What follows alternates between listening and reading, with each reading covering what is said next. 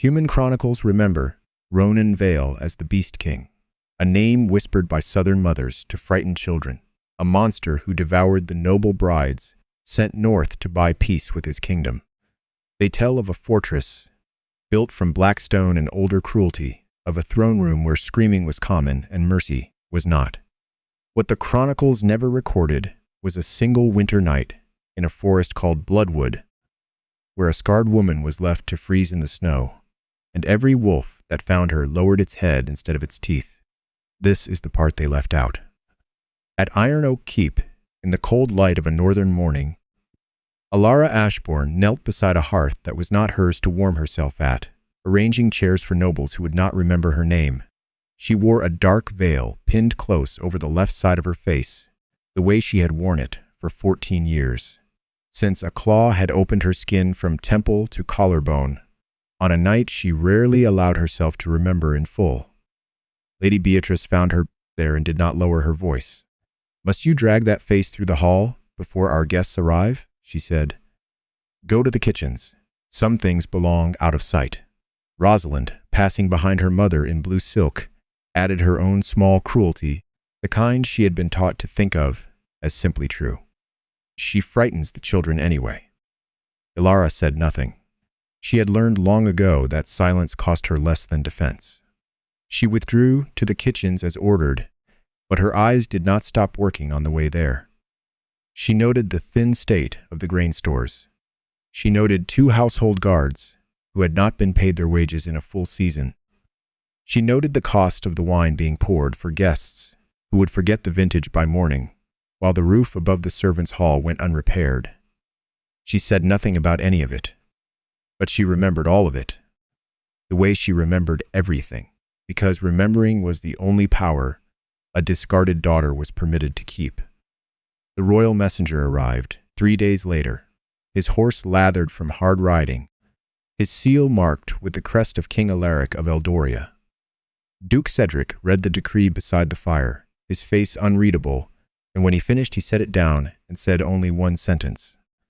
"They want a daughter of noble blood sent north to seal the peace." Beatrice went pale, already calculating. Rosalind cannot go. She is meant for a court marriage, not a wolf's bed. Cedric turned the parchment over, studying it again, and something in his expression shifted from alarm into calculation. "It does not name which daughter," he said slowly, "only that she be lawful and of noble blood." Beatrice's eyes moved toward the kitchen door, toward the shape of a veiled woman who was, in that moment, still just a servant in her own home. "Then send the one who has already stopped being useful here." Cedric did not argue. He saw in an instant the shape of an opportunity dressed as a punishment. Alara would be removed. Her small claim to her mother's lands would go quiet with her. And if peace failed, and the North proved as savage as the stories claimed, the fault would belong to the Alpha King, not to House Ashbourne. When Alara was summoned and told, she asked to read the treaty in full. "I would like to understand the terms before I am sent to live under them." Cedric refused. "You have kept my household accounts since you were 15. I know exactly how well you read a contract. That is precisely why you will not be reading this one. You will finally be of some use to this family. That should be enough." It was not enough. But she had long since stopped expecting enough. They dressed her the next morning, not as a bride but as a message. A thin white silk gown, unlined against the cold. No cloak, no proper boots, no jewelry, no dowry chest. No veil to spare her the stares of the men assigned to escort her north. "Let the Beast King see exactly what this house thinks of him," Beatrice said, satisfied. As if cruelty toward a daughter and cruelty toward a king could be spent from the same coin. Alara understood the intention immediately. She was not being sent as a peace offering. She was being sent as an insult, wrapped in silk too thin to survive a northern road. Before she left, she gathered what little was truly hers. Her mother's small signet ring, its northern craftsmanship, unlike anything else in the house. A strip of old embroidered wool, kept in a drawer since childhood, its meaning half forgotten. A basic treaty primer she had copied by hand from a diplomat's discarded notes. a ledger page suggesting that part of Iron Oak's northern boundary had by old law belonged to her mother's line, and by inheritance to her. She did not know yet what any of it would matter for. She simply refused to leave with nothing that was truly her own. The journey north lasted nearly 2 weeks, and each day the cold found new ways into the thin silk of her gown. Captain Harlan Bray, who led the 20 soldiers assigned to escort her, showed no particular cruelty and no particular kindness either. He simply followed his orders, and his orders did not include her comfort. "Turn your face," he told her once. Not unkindly, only practically. It unsettles the men. A young soldier named Tomas offered her his own blanket one night, when the captain was not looking. It was taken from her within the hour, the captain explaining that supplies were not hers to keep. She did not argue. She watched instead. She watched the roads narrow into passes. She watched the fortifications along the border thin the farther north they traveled, as if Eldoria expected the north to attack from the sky rather than the ground. She watched the mountains change shape, learning their outlines the way she had once learned ledgers, quietly, without anyone noticing that she was learning at all. Bloodwood came at the edge of the second week, a forest of charcoal-colored trees that the soldiers spoke of only in low voices. The horses smelled the wolves before the men saw them. They came from the trees in near silence, massive wolves larger than any hound bred in the south, and Captain Bray's discipline broke in an instant. "Abandon the tribute," he shouted, and the escort fled south, with a speed they had not shown in 2 weeks of careful marching. Only Tomas hesitated at the tree line, long enough to see what happened next, before the captain ordered him forward at the point of a blade. Alara did not run.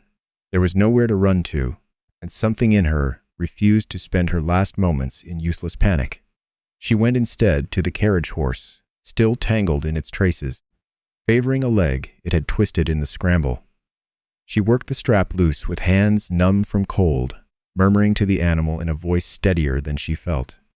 A blade waited in her boot, small and useless against wolves of that size, but she did not discard it. She simply accepted that it was the only thing she had left to offer in her own defense. The largest of the wolves approached alone, slate gray and scarred along one shoulder, moving with a control none of the soldiers' stories had prepared her for. He stopped an arm's length away and went still, his head tilting as he drew in her scent. Then the pattern of the scar beneath her veil. Then, slowly, deliberately, he lowered his massive head to the snow. The other wolves followed, one after another, until the entire circle around her had bowed. They were not bowing to a queen. They were bowing to a mark. Long ago, Northern law had been written to answer one question. What happens when royal blood is spilled in the act of protecting an innocent life? The answer was called the guest mark, a mixing of blood between a member of the royal line and someone he shielded from harm. Any wolf of that royal bloodline who later encountered the mark was bound by ancient law to offer shelter and safety. Nothing more. It granted no claim of mating. It granted no ownership. It was a debt of protection, not a promise of love. The gray wolf, Cale Fen, had scented that old debt on Alara the moment the wind carried her past him, and every wolf under his king answered the same law he did. 2 of them pressed close against her legs, sharing warmth against the cold that had nearly taken her. Cale turned north and began to walk, glancing back once to see that she followed. Verendel was not what the stories had promised her. She had expected caves and blood-slicked stone. Instead, she walked into a mountain fortress of carved black rock, warmed by veins of blue mineral fire built into the walls, its passages lined with runic records and libraries she had not been told the North possessed. Women moved through the halls as healers, as warriors, as advisors seated at council tables. Children ran between columns under the watchful eyes of elders who did not look away from Alara's veiled face in horror, but in something closer to shock, and beneath the shock, recognition. She misread their stares as disgust, because disgust was the only reaction she had ever been taught to expect. She would learn in time that Verendel was not without its own faults. Its councils could be slow to trust outsiders, Its justice could run harsh when old grudges against the South resurfaced. Food ran thin some winters, no matter how well the pacts planned. It was not a paradise built to shame Eldoria. It was simply a kingdom, imperfect in its own particular ways, the same as any other. In the great hall, the king was waiting. Ronan Vale, Alpha King of the 7 northern pacts, stood at the center of a silent room, and his authority did not need to raise its voice to be understood. Guards straightened without being ordered to. The hall itself seemed to hold its breath. He was angry, though not yet at her. A treaty guest had arrived without escort, without proper clothing against the cold, nearly dead from exposure her own kingdom should have prevented. He studied the thin white gown, the missing cloak, the absence of any dowry, and understood it as what it was, a message, an insult, wrapped around a woman and sent north to provoke him. Alara kept her veiled side turned carefully away. "Look at me," Ronan said, and then, seeing her flinch, he corrected himself immediately. "No, forgive me. That was a command, and I have no right to give you one." He tried again, his voice quieter. "No one here will harm you. May I see the scar?" Alara had never once in 14 years been asked that question. She had been stared at. She had been ordered to hide. She had never been asked. "You may say no," Ronan added, when she did not answer immediately. "It will change nothing about your welcome here." Slowly, by her own hand and no one else's, Alara lowered the veil. Ronan went very still. He studied the claw marks running from her temple to her collarbone, the exact angle of them, the place where the pattern broke, as if the hand that made it had pulled away at the last instant. He caught beneath the cold and the road dust a scent that had haunted him for 14 years, faint and impossible to mistake. Winter roses. He knelt, not as a king lowering himself before a bride, but as a man who had finally found something he had spent half his life searching for, and did not yet know how to hold it gently enough. Alara, certain his stillness meant fury rather than recognition, spoke before he could. "If I have insulted you, I would rather you finish it quickly." "The insult is not your face," Ronan said. "The insult is that they sent you into winter without a cloak." He asked permission before he reached for her hand, and only closed his fingers around hers when she allowed it. He did not touch the scar. 14 years earlier, he told her, he had been an 18-year-old prince hunting rogue wolves too close to the southern border, and the hunt had gone badly. He had been wounded, alone, bleeding into the snow in his wolf form when a child found him. A 7-year-old girl with a blanket too small to cover him properly, trying to give him water from a cracked flask. When the rogues returned, he had defended her the only way he could. In the struggle, his claw had opened her face by accident, their blood mixing in the snow before he drove the attackers off and collapsed from his wounds. That mixing of blood, given while protecting a child, was what had carved the guest mark into her skin, the same mark his wolves had recognized in Bloodwood. "I need you to understand something plainly," Ronan said. "What was made that night was a promise of protection, nothing more. It did not bind a grown man to a child, and it did not choose you as anything but someone owed my kingdom's shelter. Whatever exists between us now, if anything does, began only tonight between 2 adults, and only if you allow it to begin at all. When he woke that winter, the child was gone, carried away by soldiers he never identified. He remembered only a scent of winter roses, a fragment of embroidered wool left behind in the snow, and a claw pattern he would recognize anywhere for the rest of his life. He had sent letters north himself, and later, as king had ordered formal inquiries sent to every noble house bordering that stretch of forest for years afterward. A reply had come back once, from House Ashbourne, stating plainly that the child their soldiers described had died of fever that same winter.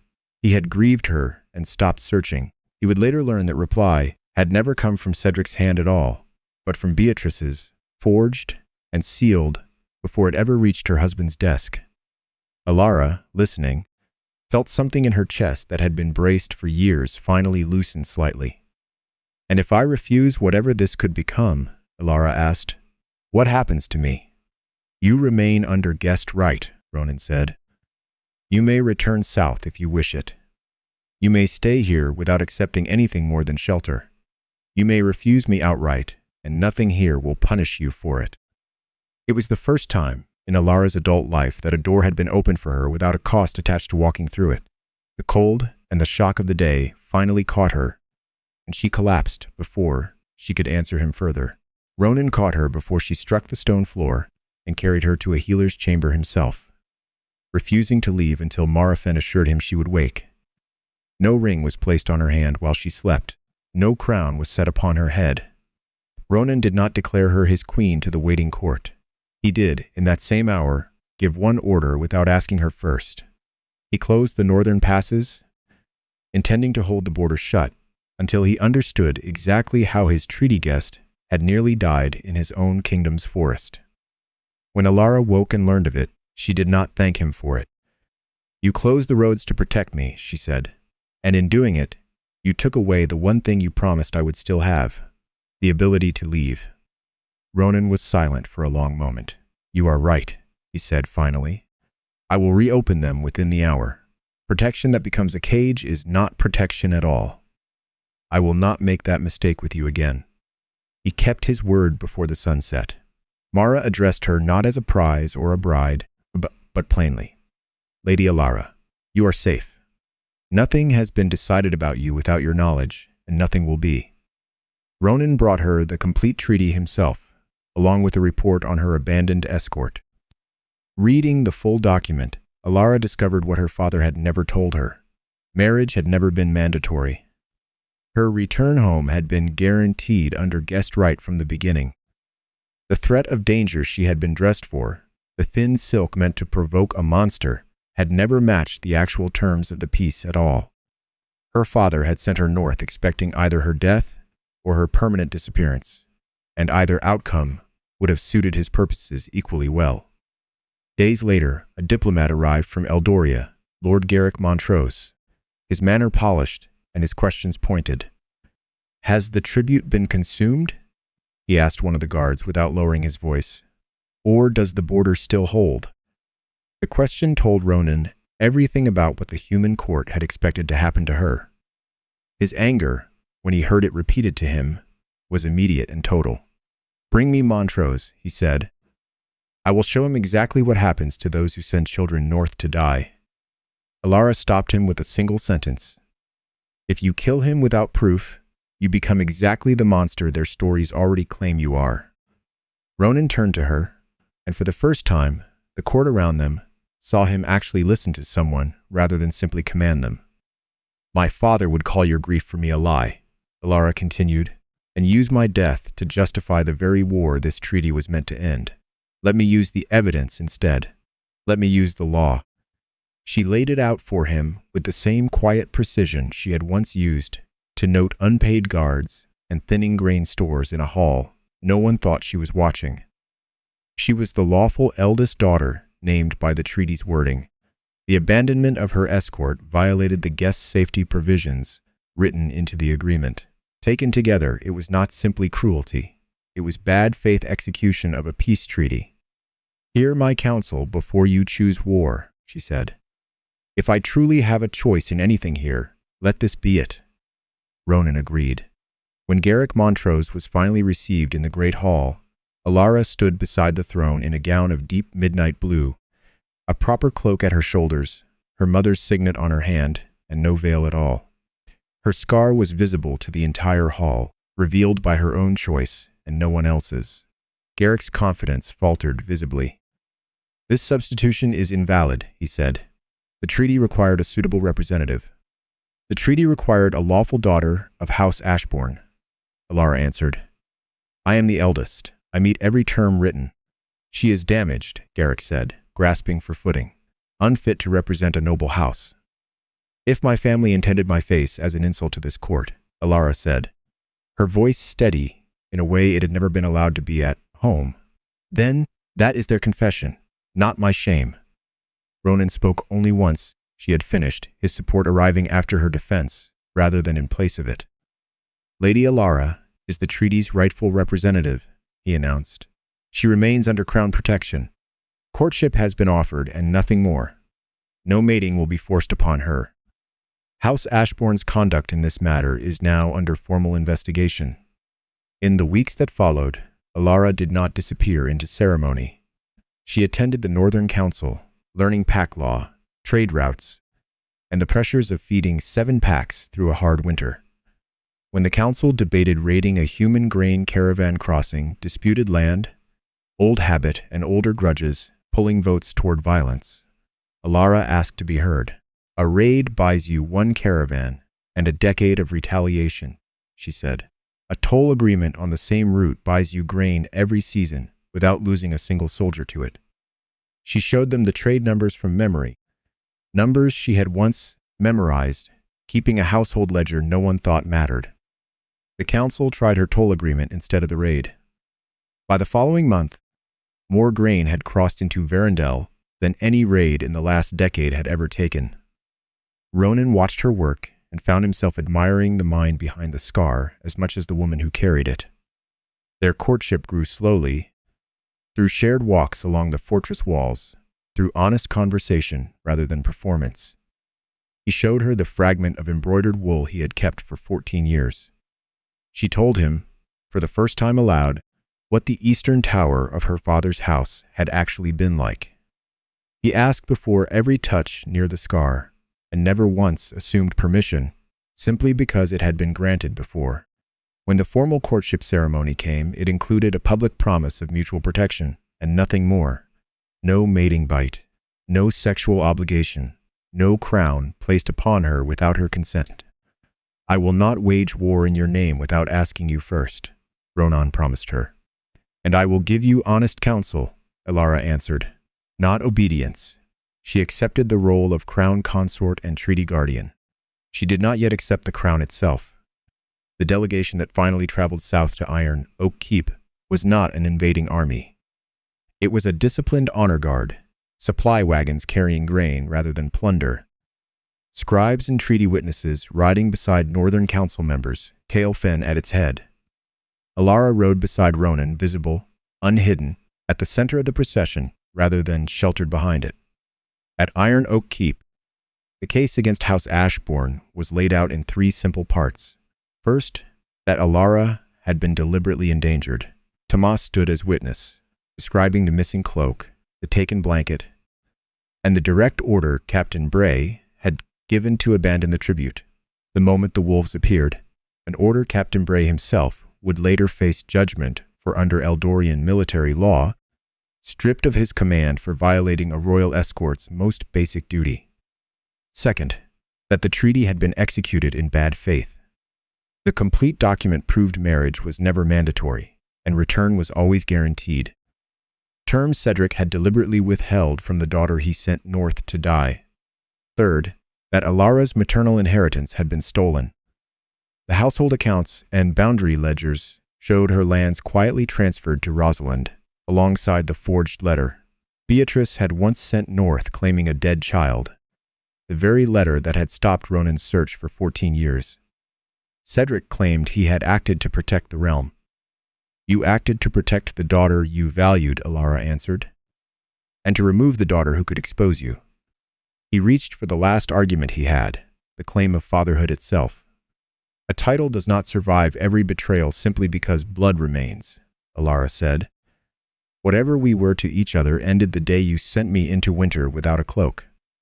She did not order his execution.